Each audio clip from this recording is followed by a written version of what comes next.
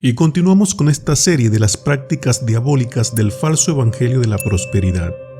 Y en este capítulo analizaremos bíblicamente la práctica número 2, denominada ofrenda en fe todo lo que te queda. Voy a llamar ahorita únicamente a los que van a golpear la cara de Mamón con $1,000. Pero es bíblico que te quedes sin nada para tu sustento. Es sensato que después que hayas ofrendado, te exijan que vuelvas a meter la mano en el bolsillo y des todo lo que tienes, así te quedes sin dinero para pagar el pasaje en bus de regreso a tu casa. Bueno, hoy analizaremos esta práctica diabólica, y repito, la llamo diabólica porque lo que no proviene de Dios y de su palabra bien interpretada dentro de su contexto, proviene del reino de las tinieblas. Esta es una práctica muy común en estas iglesias. Después que los miembros han entregado sus diezmos y sus ofrendas, al final de una predicación manipuladora se les obliga a que vuelvan a meter las manos en sus bolsillos para que ofrenden ahora todo lo que le queda. Todo esto va acompañado con un fondo musical que afecta las emociones del asistente para poder manipularlo sin mayores problemas. Pero antes de entrar a la revisión teológica, apliquemos primeramente sentido común. ¿Esto viene de Dios? Si un hermano el domingo sacó su ofrenda y además guardó una partida para hacer sus compras de la comida semanal después del servicio, pregunto. Número 1. ¿Ustedes creen que es de Dios que lo obliguen a entregar lo que él había apartado para la comida de sus hijos? Número 2. ¿Ustedes creen que este pastor tiene el fruto del Espíritu Santo y el amor por el prójimo al manipular a este hermano y dejarlo sin el sustento familiar? Yo no lo creo, mis hermanos, pero tú, hermano que estás ahí, recuerda que la fe viene por el oír, y el oír por la palabra de Dios. ¿Desde cuándo tú no lees la Biblia? ¿Desde cuándo no lees una epístola completa del Nuevo Testamento? ¿O solo esperas el domingo para que estos falsos maestros te cuenten mitos y fábulas apelando a tus emociones? ¿Vas a seguir dejando que te manipulen con prácticas del Antiguo Testamento por flojera de no leer las Escrituras por ti mismo? Te recuerdo una vez más que estás bajo la gracia y no bajo un pacto de obras como Israel en el Antiguo Testamento. Habiendo dicho todo esto, veamos qué nos dice la Biblia en el Nuevo Testamento respecto a las ofrendas. 2 Corintios 9:7, que cada uno dé como propuso en su corazón, no de mala gana ni por obligación, porque Dios ama al dador alegre. Hermanos miembros de estas iglesias, si con sentido común ni leyendo la palabra de Dios les ha quedado claro que esta es una mera manipulación de las emociones de la congregación, les explico en palabras simples qué nos demanda Dios al respecto. Número 1. Que cada uno dé como propuso en su corazón. De manera consciente, debes apartar de tu salario lo que Dios dispuso en tu corazón para ofrendarlo en la iglesia y así colaborar con la extensión del reino de Dios en la tierra. Número 2. No de mala gana ni por obligación. Recuerda que Dios mira los corazones y no debes hacerlo de mala gana, ya que todo proviene de Dios.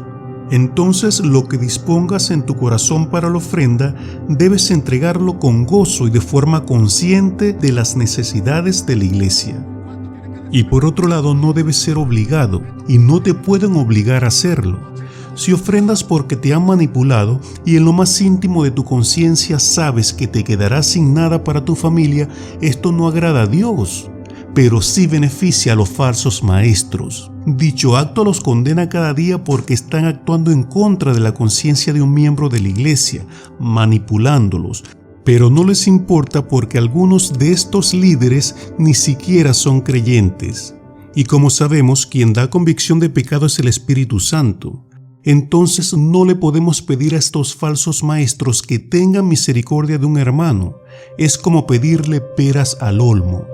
El creyente y en especial el líder da fruto, y no frutos de prosperidad exactamente, sino el fruto del Espíritu Santo. Y número 3, porque Dios ama al dador alegre.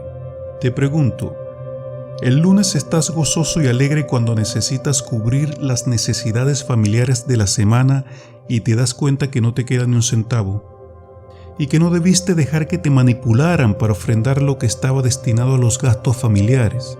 No creo que sientas alegría cuando le digas a tu niño que no tienes cómo darle para comprar su refrigerio en la escuela durante la semana. Entonces apunte con toda claridad lo que usted está dando. A lo mejor Dios le está pidiendo algo en especies. O usted dice, yo no tengo $1,000, pero tengo un carro, tengo un brillante, tengo un terreno. Bueno, mis hermanos, Dios no se agrada de esto. Dios se agrada que tú de tu salario apartes una porción para la ofrenda y lo des de manera gozosa para cubrir las necesidades de la iglesia, y que con lo demás puedas cubrir todos tus gastos y necesidades familiares. Debe existir este equilibrio para que el resultado del ofrendar conscientemente sea la alegría.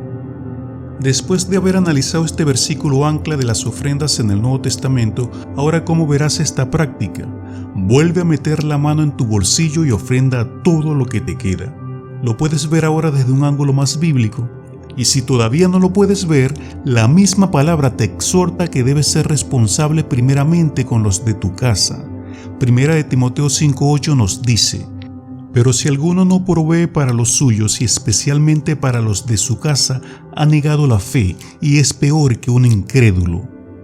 Entonces, si estos falsos maestros, apelando a tus emociones, te obligan a ofrendar la partida de tu presupuesto destinada a la comida de tus hijos, obvio que el falso maestro está pecando con conocimiento de causa.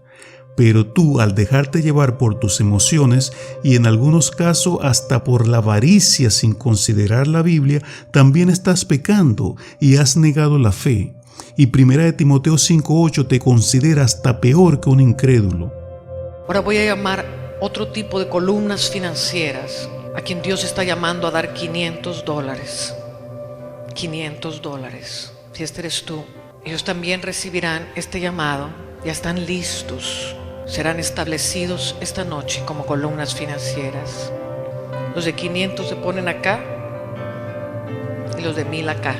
Y recuerda que el ofrendar debe ser un acto consciente y no el resultado de una manipulación mediática para satisfacer los deseos de hombres avaros y manipuladores, que en algunos casos no son ni creyentes, y luego que el hermano que ha ofrendado todo se queda hasta sin el pasaje de regreso a su casa, los líderes salen en sus automóviles lujosos y le pasan por el lado y son incapaces de parar y decirle al hermano: suba mi hermano, que yo lo llevo hasta su casa.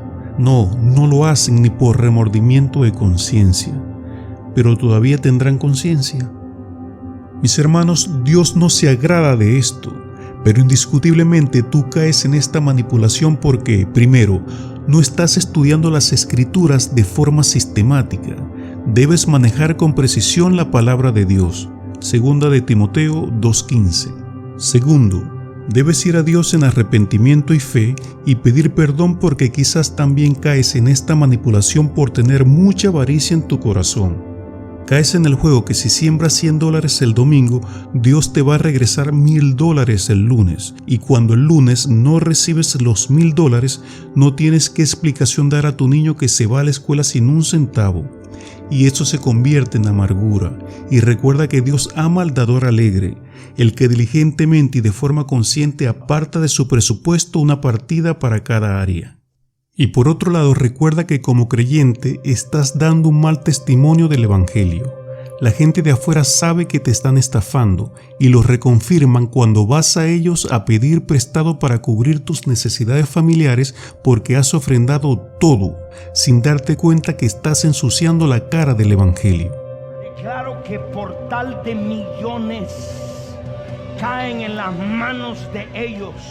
La prosperidad no es el Evangelio. El Evangelio es una buena noticia que contiene en su esencia la muerte y la resurrección de Cristo para perdón de nuestros pecados y darnos acceso a la vida eterna. ¿Entiendes por qué son buenas noticias?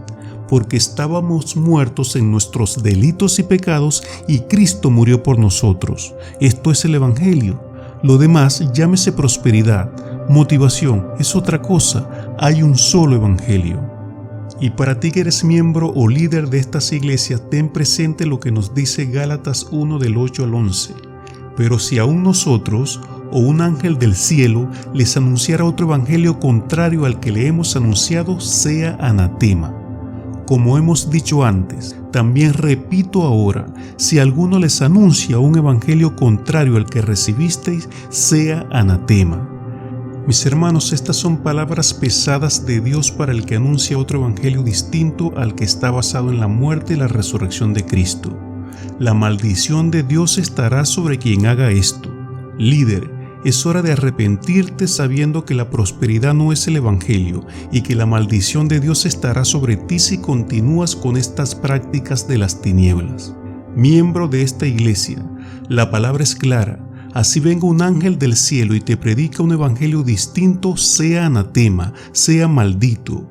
Sal de esa iglesia y busca una donde se predique a Cristo, donde Cristo sea el centro y donde puedas crecer en el conocimiento de la palabra de Dios y como consecuencia puedas incrementar tu fe, porque la fe viene por el oír y el oír por la palabra de Dios, y no con cuentos de caminos, ni trucos, ni actos de circos. Y si te ha gustado este recurso, apóyanos suscribiéndote al canal, dale me gusta al video y deja tu opinión en la casilla de comentarios. Y comparte este recurso con personas que estén siendo manipuladas por el falso evangelio de la prosperidad. Y nos vemos en un próximo capítulo de esta serie titulada Prácticas diabólicas del falso evangelio de la prosperidad.